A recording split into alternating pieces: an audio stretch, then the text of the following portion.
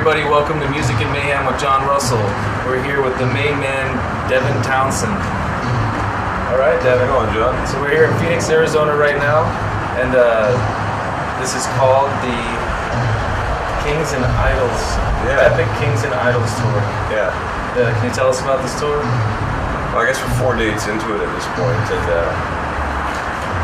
it's I was a little unsure of how the combination of acts was going to come across, because everybody definitely brings different vibe to the table, right? But it's ended up ultimately that it's provided the audience four very distinct things, and I think it's actually been very entertaining.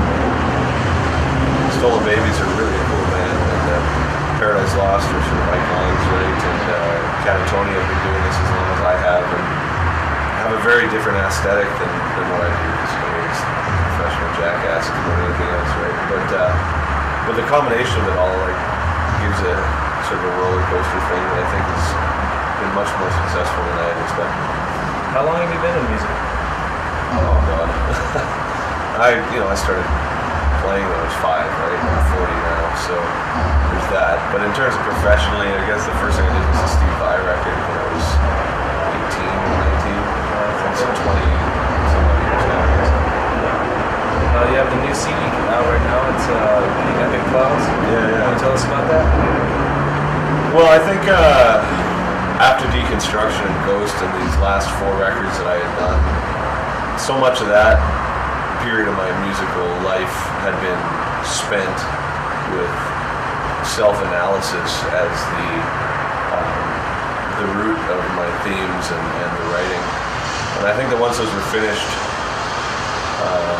I realized that I was no longer interested as much in that sort of subject matter. I guess kind of getting over it was the whole point of those 4 records. And Epic Cloud, I guess, the new one is essentially saying, well, I'm over it. Here's what I feel like writing about now. In a way, it's an amendment to those past 4 records, but I thought that was going to be it. This is definitely a part of that Devon Townsend project still. And I guess the theme of Epic Cloud is about consciously trying to make something that's positive or uplifting, in the sense that I think that media in the world and everything right now is intent on scaring the shit out of all of us, right? And I think it takes extra effort, I know for myself, to kind of say, okay, well, I'm going to make a choice to fill my world with something other than that. Bullshit, right? And so Epic Cloud is very definite intention of making music that is heavy, but I guess has an element of hope to it. I don't know. You started your own record label? Yeah, 20 years ago. How's that going? Well, it essentially is just a name, right? It's not like a label, but I couldn't get arrested when we first started, so Sony in Japan said they would license my Ocean Machine record off me if I created my own label. So, we just incorporated the name Heavy Debbie Records. And Heavy Debbie Records. And so everything I've done essentially since then has been licensed from that. But it's not a label in the sense of staff, warehouses and all this. It's just a name that allows me to kind of license my stuff. The new CD, Epic Clouds, where is that available for the people? Well, I hope everywhere, but if my track record is to be consistent, then probably here and there. You can get it from DevonTownsend.com. DevonTownsend.com. HeavyDebbieRecords.com, which is HeavyDevy Records.com. Phonetics. Yeah, you got on Facebook as well? Probably. I've never been on Facebook. I was on Facebook once, and just some dude from kindergarten contacted me, and I was just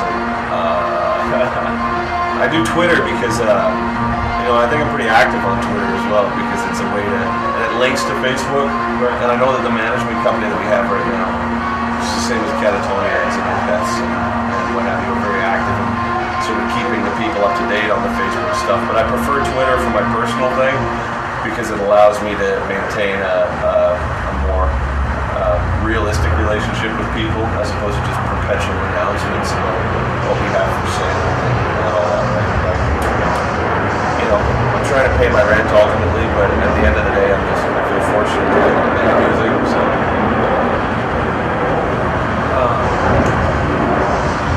Pause for a second. I wanted to go into the asking you what you do outside of music. Sure, yeah, absolutely. So we'll go in.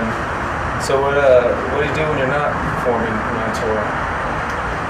Well, I'm a family guy, right? I've got a family, and as anybody who's got kids knows, it's a lot of work, right? So a lot of my time is spent with that, the responsibilities that come with that. For hobbies, I mean, I like woodworking things, you know, I like to make things, shitty furniture and whatever, right? But I think more than anything, when I do have time, I like just to be quiet. Like, I was born and raised in Canada. I spent a lot of time in LA and elsewhere, so I think my perspective's maybe a little different. But I am Canadian, and Canada is essentially a huge landmass full of nothing. Just a bunch of rednecks, right? I'm sorry for any of my fellow Canadians out there. Come on, guys, we're rednecks. But we're also passive-aggressive rednecks, so we're only telling to each other when the other people are out of the mood. But I guess my point with this is there's a lot of forest, there's a lot of mountain, and there's a lot of desert, and there's a lot of nature. And so when I'm not working, I like to find myself in those environments. I like nature a lot. And I think without that sort of wilderness thing, I don't know if I'd be able to do this, right?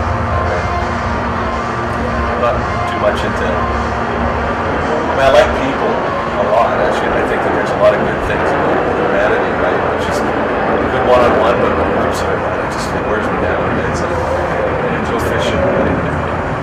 And also, Devon was in a group called Strapping Young Lad. Can you tell us about some of the time for Strapping Young Lad you enjoyed? I started Strapping Young Lad directly after the Steve Vai project. I was probably 21, 22 when I started thinking about it. And I wrote the first two records, Heavy's a Really Heavy Thing and City, in my bedroom. And it was never, technically at the time, I never thought it was going to turn into any more than that. But I met up with Gene in LA and my good friends Finn and Byron, and we ended up sort of creating something that was, I think pretty powerful, right? And we spent a decade doing it. And I found myself, after City, after the second record, it took a lot of effort for me to find inspiration and continue it, because what started very naturally with City specifically is the same way I feel about Epicloud or Key or Ghost. It's what I felt like doing at the time. It's always second nature. But then as it became, more popular and the wheel started turning, I found I had to force myself to get into that frame of mind. And then after a while, what that required me to do was like more drugs and more drinking. And I just wasn't happy, right? Like I thought my life was really full of things that I found negative, right? And then we had kids, and when I quit drinking and all that, I decided that it's just not what I wanted for my life. But that's not necessarily to say that I don't appreciate the music or I'm not proud of it or regret it anyway. It's a huge part of my life, right? And I love it all.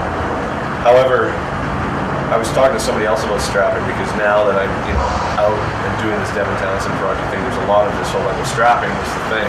That's what you should be doing and all this. And I'll calmly explain my position on why I'm not going to do it anytime. I'm not embarrassed with that. At the same time, I think it's interesting and sort of humorous, the sort of rose-colored glasses that people have about the past. They're like, oh, strapping was my favorite band. Dude, we played for like 20 people.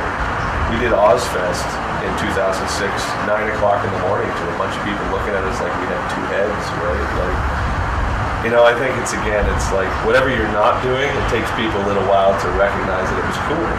But strapping to me is no different than what I'm doing now. It's just, now I'm 40. Now I'm sober, now I got kids. I mean, anybody,